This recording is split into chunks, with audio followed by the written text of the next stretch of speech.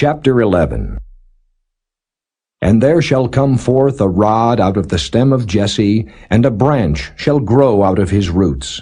And the Spirit of the Lord shall rest upon him, the Spirit of wisdom and understanding, the Spirit of counsel and might, the Spirit of knowledge and of the fear of the Lord, and shall make him of quick understanding in the fear of the Lord. And he shall not judge after the sight of his eyes, neither reprove after the hearing of his ears. But with righteousness shall he judge the poor, and reprove with equity for the meek of the earth. And he shall smite the earth with the rod of his mouth, and with the breath of his lips shall he slay the wicked.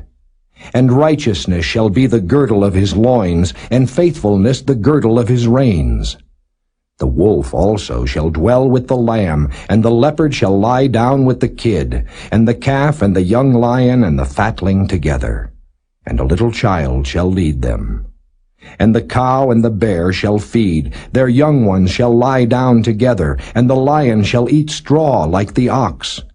And the sucking child shall play on the hole of the asp, and the weaned child shall put his hand on the cockatrice den. They shall not hurt nor destroy in all my holy mountain, for the earth shall be full of the knowledge of the Lord, as the waters cover the sea. And in that day there shall be a root of Jesse, which shall stand for an ensign of the people. To it shall the Gentiles seek, and his rest shall be glorious.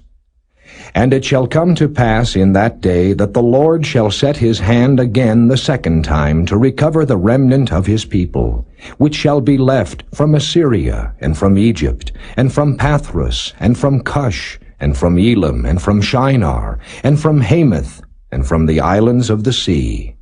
And he shall set up an ensign for the nations, and shall assemble the outcasts of Israel, and gather together the dispersed of Judah from the four corners of the earth. The envy also of Ephraim shall depart, and the adversaries of Judah shall be cut off. Ephraim shall not envy Judah, and Judah shall not vex Ephraim. But they shall fly upon the shoulders of the Philistines toward the west. They shall spoil them of the east together. They shall lay their hand upon Edom and Moab, and the children of Ammon shall obey them. And the Lord shall utterly destroy the tongue of the Egyptian sea, and with his mighty wind shall he shake his hand over the river, and shall smite it in the 7 streams, and make men go over dryshod.